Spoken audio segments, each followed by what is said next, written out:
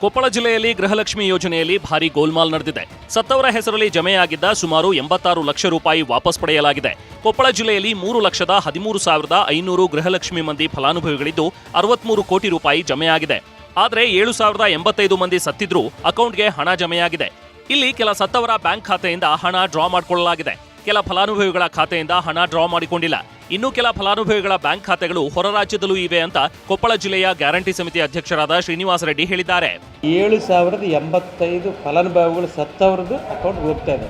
Day 1 ಯೋಜನೆ start ಆದ್ಮೇಲೆ ಹೌದೌದು, ಡೇ 1 ಹೋಗ್ತಾ ಇದೆ. ಆದರೆ ಯಾರು ಕೂಡ ಇಲ್ಲ ನಮ್ಮ ಮನೆಗೆ ಈ ರೀತಿ ನಮ್ಮ ಯಜಮಾನರು ತೀರ್ಕೊಂಡಿದ್ದಾರೆ, ನಮ್ಮ ಗೃಹಲಕ್ಷ್ಮಿ ಕ್ಯಾನ್ಸಲ್ ಮಾಡಂತೇಳಿ ಯಾರು ಕೂಡ ಸಿಂಗಲ್ ಫಲಾನುಭವಿ ನಮಗೆ ಅರ್ಜಿ ಕೊಟ್ಟಿಲ್ಲ.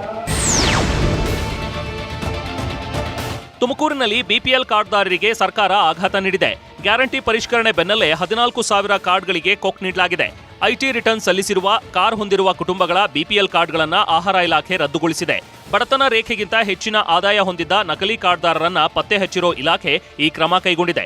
ತುಮಕೂರು ಜಿಲ್ಲೆಯಲ್ಲಿ 6 ಲಕ್ಷ ಬಿಪಿಎಲ್ ಪಡಿತರ ಚೀಟಿದಾರರಿದ್ದು, ಈ ಪೈಕಿ 14,000 ನಕಲಿ ಬಿಪಿಎಲ್ ಕಾರ್ಡ್ದಾರರನ್ನ ಹೊರಗೆ ಹಾಕಲಾಗಿದೆ. ಕೆಲವೊಬ್ಬರು ಇನ್ಕಮ್ ಟ್ಯಾಕ್ಸ್ ಪೇ ಮಾಡಿರ್ತಾರೆ, ಅವರು ಫೈಲ್ ಮಾಡಿದ್ದಿರುತ್ತೆ. ಆಮೇಲೆ 4 ವೀಲ್ ಅಂದರೆ 4 ಚಕ್ರ ವಾಹನನ ಸ್ವಂತವಾಗಿ ಹೊಂದಿರ್ತಾರೆ. ಅದ್ರ ಜೊತೆಯಲ್ಲಿ 7.5 ಎಕರೆ ಜಮೀನು ಮೇಲೆ ಹೊಂದಿದವರು. ಸೊ ಇಂಥವ್ರನ್ನೆಲ್ಲ ನಾವು ಅದೇನು ಪಟ್ಟಿ ಬಂದಿದೆ ಅದ್ರ ಪ್ರಕಾರ ನಾವು ತೆಗೆದಿದ್ದೇವೆ.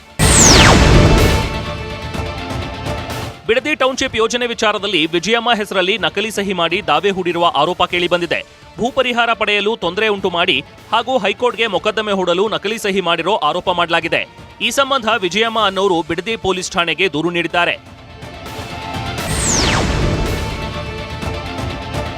ಬೆಳಗಾವಿಯ ಶಿವಂ ಅಸೋಸಿಯೇಟ್ಸ್ ಸಂಸ್ಥೆ ಮಾಲೀಕ ಶಿವಾನಂದ ನೀಲಣ್ಣನವರಿಗೆ ಸತತ 2ನೇ ದಿನವೂ ಇಡಿ ದಾಳಿ ಬಿಸಿ ತಟ್ಟಿದೆ. ಶಿವಬಸವ ನಗರದಲ್ಲಿರೋ ಎಂಎಚ್ ಟವರ್ ಮೇಲೆ ದಾಳಿ ನಡೆಸಲಾಗಿದೆ. ಗೋವಾ ಹಾಗೂ ಮಂಗಳೂರಿನಿಂದ ಆಗಮಿಸಿರುವ ಅಧಿಕಾರಿಗಳು ದಾಖಲೆ ಪರಿಶೀಲನೆ ಮುಂದುವರೆಸಿದ್ದಾರೆ. ನಿನ್ನೆಯಿಂದಲೂ ಶಿವಾನಂದ ನೀಲಣ್ಣನವರನ್ನ ತೀವ್ರ ವಿಚಾರಣೆಗೆ ಒಳಪಡಿಸಿದ್ದಾರೆ. ಇಂದು ಪತ್ನಿ ಸಹೋದರರನ್ನ ಕೂಡ ವಿಚಾರಣೆ ನಡೆಸಿದ್ದಾರೆ. ಹಣ ಅಕ್ರಮ ವರ್ಗಾವಣೆ ಕೇಸ್ ದಾಖಲಿಸಿಕೊಂಡಿರುವ ಜಾರಿ ನಿರ್ದೇಶನಾಲಯ ಅಧಿಕಾರಿಗಳು ತನಿಖೆ ಮುಂದುವರೆಸಿದ್ದಾರೆ.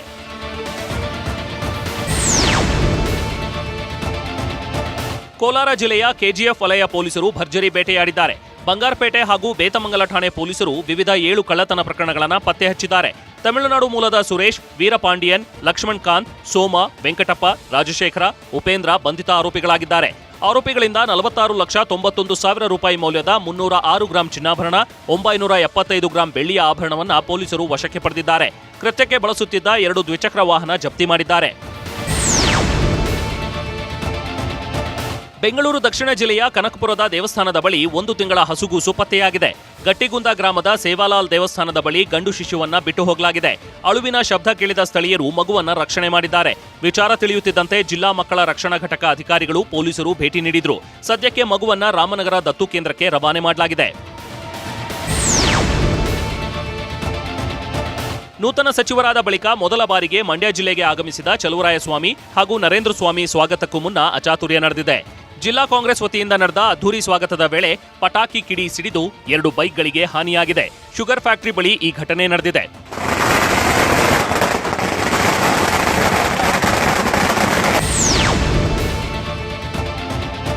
ನೂತನ ಸಚಿವರಾದ ಬಳಿಕ ಮಾಯಕೊಂಡ ಕ್ಷೇತ್ರಕ್ಕೆ ಆಗಮಿಸಿದ ಕೆಎಸ್ ಬಸವಂತಪ್ಪಗೆ ಅದ್ದೂರಿ ಸ್ವಾಗತ ಸಿಕ್ಕಿದೆ. ಲಕ್ಕಮುತ್ತೇನಹಳ್ಳಿಗೆ ಆಗಮಿಸುತ್ತಿದ್ದಂತೆ ನೂತನ ಸಚಿವರನ್ನ ಅಭಿಮಾನಿಗಳು ಸ್ವಾಗತಿಸಿದ್ರು. ಅಲ್ಲದೆ ಸಚಿವರನ್ನ ಹೆಗಲ ಮೇಲೆ ಹೊತ್ತು ಕುಣಿದಾಡಿದ್ರು. ಈ ವೇಳೆ ಅಭಿಮಾನಿಯೊಬ್ಬರ 1 ಲಕ್ಷ ರೂಪಾಯಿ ಕಳುವು ಮಾಡಲಾಗಿದೆ. ನೀರ್ಥಡಿ ಗ್ರಾಮದ ಸಂತೋಷ್ ಜೇಬಿಗೆ ಕತ್ತರಿ ಹಾಕಿದ ಕಳ್ಳ ಹಣ ಎಗರಿಸಿದ್ದಾನೆ.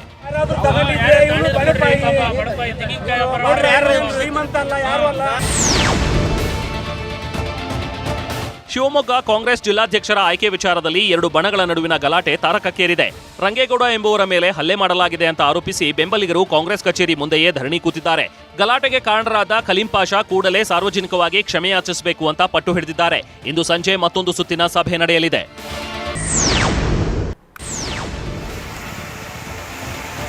ಶಿವಮೊಗ್ಗ ಜಿಲ್ಲೆಯ ಅಂಬ್ಲಿಗೊಳ್ಳ ಜಲಾಶಯ ಸಂಪೂರ್ಣ ಭರ್ತಿಯಾಗಿದೆ. ಶಿಕಾರಿಪುರ ಹಾಗೂ ಸಾಗರ ಗಡಿಭಾಗದಲ್ಲಿರುವ ಜಲಾಶಯ ತುಂಬಿರುವುದರಿಂದ ರೈತರ ಮುಖದಲ್ಲಿ ಮಂದಹಾಸ ಮೂಡಿದೆ. 0.79 ಟಿಎಂಸಿ ನೀರು ಸಂಗ್ರಹ ಸಾಮರ್ಥ್ಯ ಹೊಂದಿರುವ ಜಲಾಶಯಕ್ಕೆ ಭಾರೀ ಪ್ರಮಾಣದಲ್ಲಿ ನೀರು ಹರಿದು ಬರ್ತಾ ಇದೆ. ಕೋಡಿ ಕೆಳಗೆ ಸುತ್ತಮುತ್ತಲಿನ ಗ್ರಾಮಸ್ಥರು ಮೀನು ಹಿಡಿಯುವ ದೃಶ್ಯ ಕಂಡು ಬರ್ತಾ ಇದೆ. ಈ ಜಲಾಶಯದಿಂದ ಸುಮಾರು 3,200 ಹೆಕ್ಟೇರ್ ಕೃಷಿ ಭೂಮಿಗೆ ನೀರು ಹರಿಸಬಹುದಾಗಿದೆ.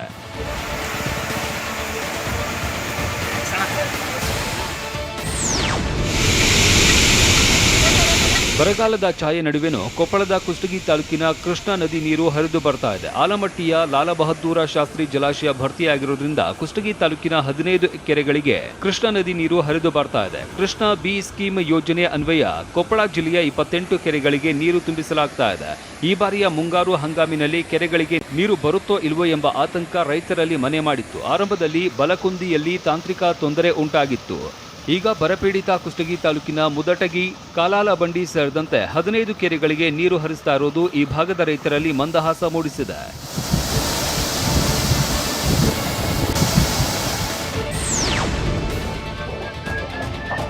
ಕೋಲಾರದಲ್ಲಿ ಸುರಿತಾ ಇರುವ ಸಾಧಾರಣ ಮಳೆ ರೈತರಿಗೆ ಕೊಂಚ ನೆಮ್ಮದಿ ತರಿಸಿದೆ. ಹೀಗಾಗಿ ಒಣ ಬಿತ್ತನೆಗೆ ಹಲವು ರೈತರು ಮುಂದಾಗಿದ್ದಾರೆ.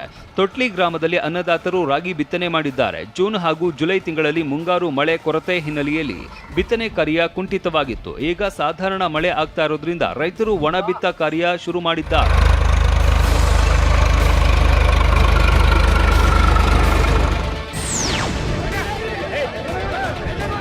ಕೊಪ್ಪಳದಲ್ಲಿ ಸಚಿವ ಶಿವರಾಜ್ ತಂಗಡಗಿ ಅವರನ್ನ ರೈತರು ತರಾಟೆಗೆ ತೆಗೆದುಕೊಂಡಿದ್ದಾರೆ. 2 ದಿನ ಬರ ಪರಿಶೀಲನೆ ಮಾಡಿ ನಿನ್ನೆ ಅಧಿಕಾರಿಗಳೊಂದಿಗೆ ಕಾರಟಗಿ ತಾಲೂಕಿನ ಮೈಲಾಪುರ ಕಾಲುವೆ ಪರಿಶೀಲನೆ ಮಾಡಲು ತೆರಳಿದ್ದ ಶಿವರಾಜ್ ತಂಗಡಗಿ ಹಾಗೂ ರೈತರ ನಡುವೆ ಮಾತಿನ ಚಕಮಕಿ ನಡೆದು ಹೋಗಿದೆ. ಕಳೆದ 5-6 ತಿಂಗಳ ಹಿಂದೆ ಕುಸಿದಿರುವ ಕಾಲುವೆ ಈವರೆಗೂ ರಿಪೇರಿಯಾಗಿಲ್ಲ. ಇಷ್ಟು ದಿನ ಏನ್ ಮಾಡ್ತಾ ಇದ್ರಿ ಅಂತ ರೈತರು ಪ್ರಶ್ನಿಸಿದ್ದಾರೆ. ಅದನ್ನ ಆಮೇಲೆ ಮಾತನಾಡೋಣ ಅಂತ ತಂಗಡಗಿ ಪ್ರತ್ಯುತ್ತರ ನೀಡಿದ್ದು ಈ ವೇಳೆ ಮಾತಿನ ಚಕಮಕಿ ನಡೆದು ಹೋಗಿದೆ. ಕೊನೆಗೆ ಪೊಲೀಸರು ರೈತರನ್ನ ಸಮಾಧಾನ ಪಡಿಸಿದ್ದಾರೆ.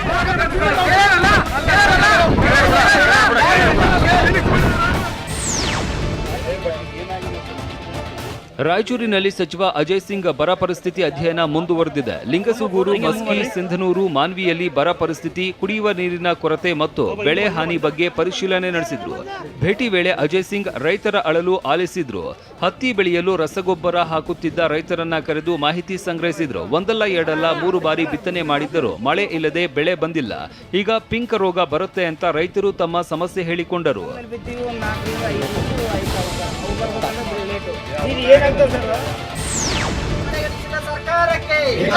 ಚಾಮರಾಜನಗರದಲ್ಲಿ ಸಚಿವ ಪುಟ್ಟರಂಗಶೆಟ್ಟಿ ಬರ ಅಧ್ಯಯನ ಬಗೆಯನ್ನ ಖಂಡಿಸಿ ಬಿಜೆಪಿ ಕಾರ್ಯಕರ್ತರು ಪ್ರತಿಭಟನೆ ನಡೆಸಿದ್ರು. ತಕ್ಷಣವೇ ಗೋಶಾಲೆ ಹಾಗೂ ಮೇವು ಕೇಂದ್ರ ತೆರೆದು ಜಾನುವಾರುಗಳ ಪ್ರಾಣ ಉಳಿಸಿ ಅಂತ ಆಗ್ರಹಿಸಿದ್ರು.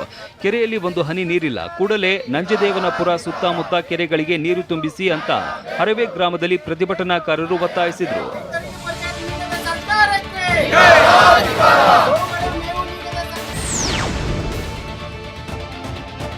ಕಲಬುರಗಿ ಜಿಲ್ಲಾ ಬರ ಅಧ್ಯಯನ ಉಸ್ತುವಾರಿ ಸಚಿವ ಪ್ರಿಯಾಂಕ ಖರ್ಗೆಗೆ ಆಳಂದ ಶಾಸಕ ಬಿಆರ್ ಪಾಟೀಲ್ ಪತ್ರ ಬರೆದಿದ್ದಾರೆ. ನನ್ನ ಕ್ಷೇತ್ರದ ರೈತರಿಗೆ ಬೆಳೆ ವಿಮೆ ಸರಿಯಾಗಿ ಜಮೆ ಆಗಿಲ್ಲ. ಬಹಳಷ್ಟು ಕಡೆ ತಾರತಮ್ಯ ಎಸಗಲಾಗಿದ್ದು ರೈತರು ಸಂಕಷ್ಟದಲ್ಲಿದ್ದಾರೆ. ಕೂಡಲೇ ಸರ್ಕಾರ ರೈತರ ನೆರವಿಗೆ ಧಾವಿಸಬೇಕು ಅಂತ ಪತ್ರದಲ್ಲಿ ಮನವಿ ಮಾಡಿದ್ದಾರೆ. ಅಧಿಕಾರಿಗಳ ಎಡವಟ್ಟಿಗೆ ಆಳಂದ ಕ್ಷೇತ್ರದ ರೈತರು ಕಂಗಾಲಾಗಿದ್ದಾರೆ. ಕೂಡಲೇ ತನಿಖೆ ನಡೆಸಿ ತಪ್ಪಿತಸ್ಥರ ವಿರುದ್ಧ ಕ್ರಮ ಕೈಗೊಳ್ಳಬೇಕು. ಇಲ್ಲದಿದ್ರೆ ರೈತರ ಪರವಾಗಿ ಹೋರಾಟ ಮಾಡಬೇಕಾಗತ್ತೆ ಅಂತ ಎಚ್ಚರಿಕೆ ನೀಡಿದ್ದಾರೆ.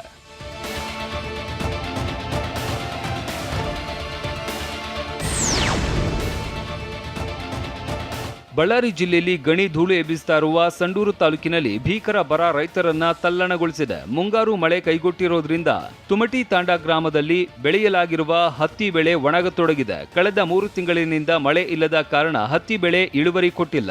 ಬೀಜ, ಗೊಬ್ಬರ, ಆಳು, ಕೀಟನಾಶಕ ಹೀಗೆ 10 ಹಲವು ರೀತಿಯ ಬೆಳೆಗೆ ಖರ್ಚು ಮಾಡಿದ್ದ ರೈತ ಈಗ ಸಾಲದ ಸುಳಿಯಲ್ಲಿ ಸಿಲುಕುವ ಆತಂಕ ಎದುರಿಸ್ತಾ ಇದ್ದಾನೆ. ಬಳ್ಳಾರಿಯಲ್ಲಿ ಬರಪೀಡಿತ ಜಿಲ್ಲೆ ಅಂತ ಘೋಷಣೆ ಮಾಡಬೇಕು, ಪರಿಹಾರ ನೀಡಬೇಕು ಅಂತ ಒತ್ತಾಯವನ್ನ ಮಾಡ್ತಾ ಇದ್ದಾರೆ ರೈತರು. ಹಂಗಾಗಿ ನಮಗೆ ಸರ್ಕಾರಕ್ಕೆ ನಾವು ನೇರವಾಗಿ ವಿನಂತಿ ಮಾಡ್ಕೊಳ್ಳೋದು ಏನಂದರೆ ನಮ್ಗೆ ನಷ್ಟ ಪರಿಹಾರ ಹಾಕಿದರೆ ನಾವು ರೈತರು ಒಂದು ಜೀವನೋಪಾಯಕ್ಕೆ ಅನುಕೂಲ ಆಗುತ್ತೆ ಅಂತೇಳಿ ಈ ಮೂಲಕ ಹೇಳ್ತೀವಿ.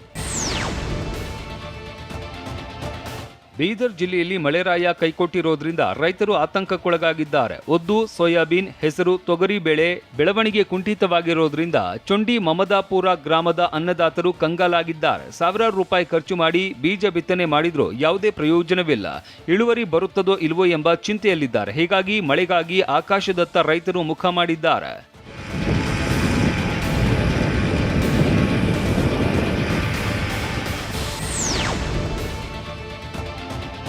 ವಿಜಯಪುರ ಜಿಲ್ಲೆಯ ಮುಳವಾಡ ಏತ ನೀರಾವರಿ ಯೋಜನೆಯ ಉಪಕಾಲುವೆ ಒಡೆದು ಅಕ್ರಮ ನೀರು ಸಂಗ್ರಹಿಸ್ತಾ ಇರುವ ಆರೋಪ ಕೇಳಿ ಬಂದಿದೆ. ಏತ ನೀರಾವರಿ ಯೋಜನೆಯ ಉಪಕಾಲುವೆ ಒಡೆದು ಅಕ್ರಮವಾಗಿ ಕಲ್ಲಿನ ಕ್ವಾರಿಯಲ್ಲಿ ನೀರು ಸಂಗ್ರಹಿಸಲಾಗ್ತಾ ಇದೆ. ಕೆರೆಗಳಿಗೆ ಹೋಗಬೇಕಾಗಿರುವ ನೀರು ಪ್ರಭಾವಿಗಳ ಒಡೆತನದ ಜಲ್ಲಿಕಲ್ಲು ಕ್ರಷರ್ ಘಟಕಗಳ ಪಾಲಾಗ್ತಾ ಇದೆ. ಇಂಗಳಗಿ, ಅಂಕಲಗಿ ಹಾಗೂ ಇತರೆ ಗ್ರಾಮಗಳ ಕೆರೆಗಳಿಗೆ ಹೋಗುವ ನೀರನ್ನ ಅಕ್ರಮವಾಗಿ ಬಳಕೆ ಮಾಡಿಕೊಳ್ಳಲಾಗ್ತಾ ಇದೆ ಅಂತ ಸ್ಥಳೀಯರು ಆರೋಪಿಸಿದ್ದಾರೆ. ಈ ಬಗ್ಗೆ ಕೃಷ್ಣ ಭಾಗ್ಯ ಜಲ ನಿಗಮ ನಿಯಮಿತ ಅಧಿಕಾರಿಗಳು ಕ್ರಮಕ್ಕೆ ಆಗ್ರಹಿಸಿದ್ದಾರೆ.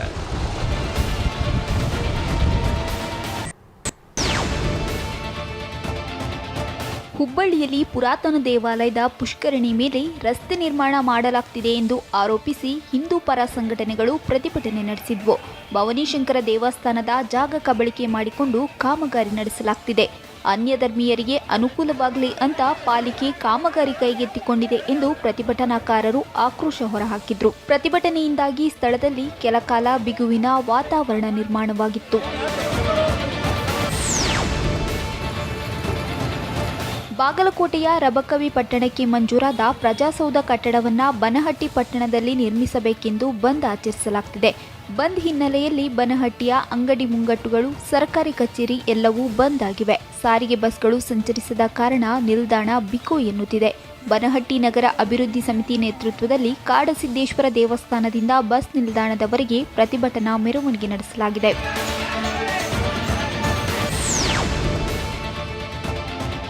ಅಡಕೆ ಕಳ್ಳಸಾಗಾಣಿಕೆ ತಡೆಗೆ ಕ್ರಮ ಕೈಗೊಳ್ಳುವಂತೆ ರಾಜ್ಯ ಸಂಸದರ ನಿಯೋಗ ಕೇಂದ್ರ ಗೃಹ ಹಾಗೂ ಸಹಕಾರ ಸಚಿವ ಅಮಿತ್ ಶಾಗೆ ಮನವಿ ಸಲ್ಲಿಸಿದೆ.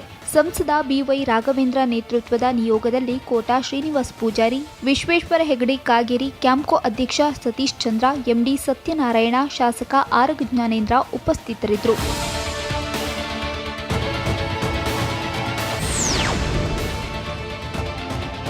ನಾಳೆ ನಂದಿ ಹಿಲ್ಸ್ ಮಾನ್ಸೂನ್ ಮ್ಯಾರಥಾನ್ ನಡೆಯಲಿದೆ. ಹೀಗಾಗಿ ಇಂದು ರಾತ್ರಿ 12 ಗಂಟೆಯಿಂದ ನಾಳೆ ಮಧ್ಯಾಹ್ನ 12 ಗಂಟೆಯವರೆಗೆ ನಂದಿಗಿರಿಧಾಮಕ್ಕೆ ವಾಹನಗಳ ಸಂಚಾರ ಬಂದ್ ಮಾಡಲಾಗಿದೆ. ಕಾರಹಳ್ಳಿ ಕ್ರಾಸ್ನಿಂದ ನಂದಿಬೆಟ್ಟದವರೆಗೂ ವಾಹನಗಳ ಸಂಚಾರ ಬಂದ್ ಮಾಡಿ ಚಿಕ್ಕಬಳ್ಳಾಪುರ ಡಿಸಿ ಜಿ ಪ್ರಭು ಆದೇಶ ಹೊರಡಿಸಿದ್ದಾರೆ. ಸುಮಾರು 4500ಕ್ಕೂ ಹೆಚ್ಚು ಕ್ರೀಡಾಪಟುಗಳು ಮ್ಯಾರಥಾನ್ನಲ್ಲಿ ಭಾಗವಹಿಸುವ ಸಾಧ್ಯತೆ ಇದೆ.